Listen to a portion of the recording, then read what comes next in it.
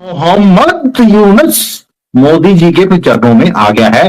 भीख मांग रहा है कि मेरी मदद कर दो, कि इनको मोदी जी के कदम चूमने पड़े। अब ये मांग रहा है कि भीख में हमें थोड़े से चावल ही दे दीजिए, जबकि पहले बोलता था कि मैं सब कुछ बैन कर दूंगा, कोई ट्रेड नहीं करूंगा। रिक्वेस्ट करनी पड़ी है इंडिया से कि वो काइंडली, मतलब उन्होंने बोला, रिक्वेस्ट किया प्रॉपर कि वो वीट की एक्सपोर्ट को ना रोकें। अगर वो रोकेंगे तो पूरी दुनिया में बुहरान आ सकता है वीट के हवाले से।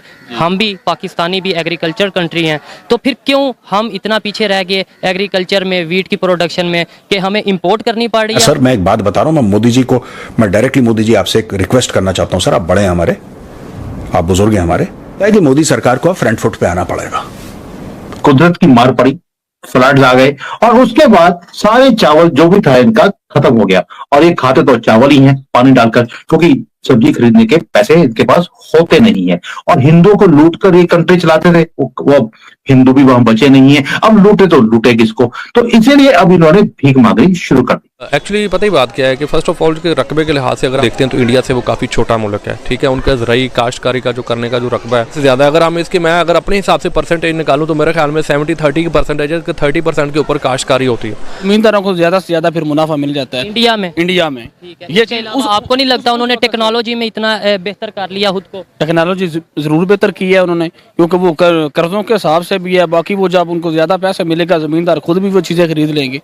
और ये चीज़ें जो है ना, ये फिर वो प्रमोट कर रही हैं। इधर अपने मुल्क का आप हिसाब लगाएं, इधर ज़मींदार जो खाद का क्या रेट है, फसल का रेट होता ही कोई नहीं है। लेकिन भगवान की भी देखिए कृपा क्या हो गई है इनके ऊपर कि इनको मोदी जी के कदम चूमने पड़े। अब ये मांग रहा है कि भीख में हमें थोड़े से चावल ही दे दीजिए, जबकि पहले बोलता था कि मैं सब कुछ बैन कर दूंगा, कोई ट्रेड नहीं करूंगा। दूसरा जो मोहम्मद है मालदीव्स वाला, उसके साथ ट्रेड कर लूंगा, भारत के साथ नहीं करूंगा। क्योंकि पीछे डीप स्टेट से उसे इंफॉर्मेशन आई थी कि तुमने अब रेजिम चेंज यहां पर बांग्लादेश में करी है, इसके बाद अब भारत में भी तुमने ही करवानी है।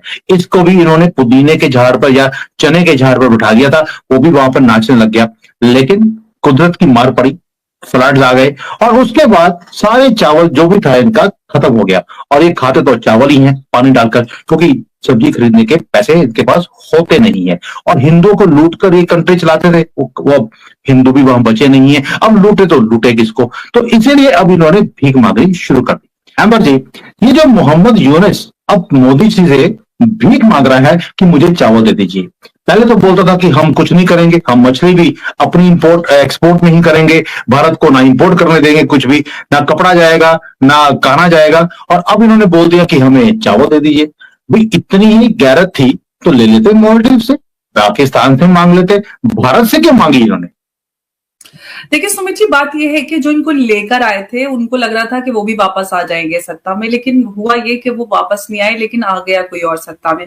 तो सारा जो खेला था, जो इनको लग रहा था कि अब मुझे सत्ता मिल गई है बांग्लादेश के हाथ में, और जिस तरह से शेख हसीना का आउस्टर किया गया और वो भारत में आई और लगातार वो उनके एक्सट्रेडिशन की मांग कर रहे थे भारत से, वो रिक्वेस्ट करनी पड़ी है इंडिया से कि वो काइंडली, मतलब उन्होंने बोला, रिक्वेस्ट किया प्रॉपर कि वो वीट की एक्सपोर्ट को ना रोकें। अगर वो रोकेंगे तो पूरी दुनिया में बुहरान आ सकता है वीट के हवाले से। हम भी पाकिस्तानी भी एग्रीकल्चर कंट्री हैं, तो फिर क्यों हम इतना पीछे रह गए एग्रीकल्चर में, वीट की प्रोडक्शन में, कि हमें इंपोर्ट करनी पड़ रही है और इंडिया को रिक्वेस्ट कर रही है कि आप जो सा वीट की एक्सपोर्ट को ना रोकें। इनफैक्ट खतरा है ना बुरहान का, वो तो जो यूक्रेन का मसला चल रहा है इस वजह से है।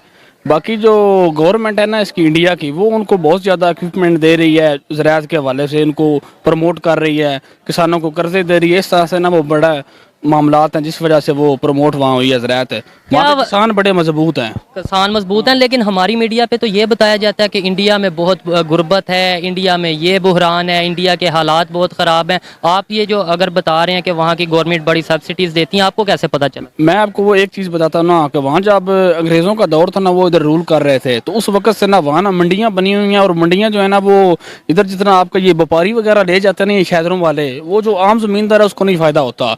वो जो जो रेट मंडियों में होता है ना, जो एंड पे होना होता है वो शुरू में भी वही होता है।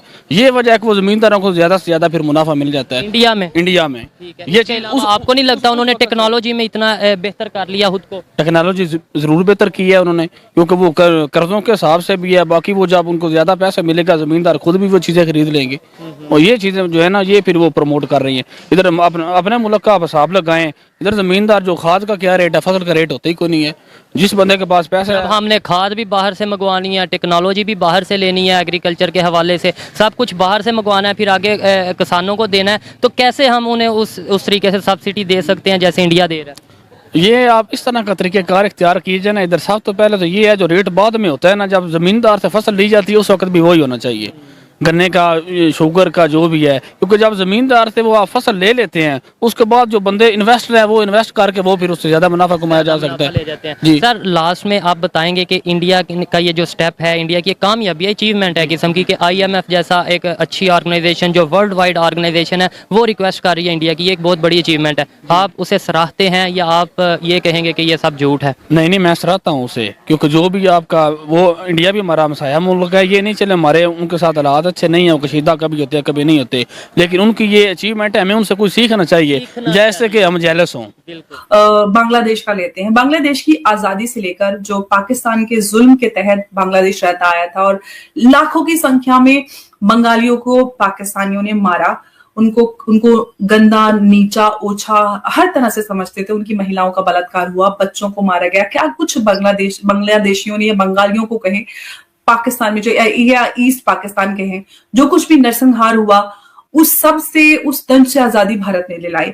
भारत ने उनकी आजादी से लेकर उनकी इकोनॉमी में जो कंट्रीब्यूशन रहा, वहां पर चाहे अभी जो अडानी की आप बात कर रहे थे, पावर सप्लाई से लेके जो सबसे ज्यादा बात होती थी कि बांग्लादेश की इकोनॉमी इतनी ज्यादा आगे बढ़ रही है, उसके पीछे कारण कौन है? उसके पीछे उसको संभालने वाला, बनाने वाला भारत ही है। भारत ने स्ट्रेटेजिकली जिस तरह से अपनी जो गारमेंट मैन्युफैक्चरिंग हब्स था, यूनिट था, वो धीरे धीरे बांग्लादेश में शिफ्ट किया। बांग्लादेश की इकोनॉमी को स्ट्रेंथन करने के लिए उनकी आजादी से लेके उनकी इकोनॉमी तक भारत का पूरा उसमें कॉन्ट्रीब्यूशन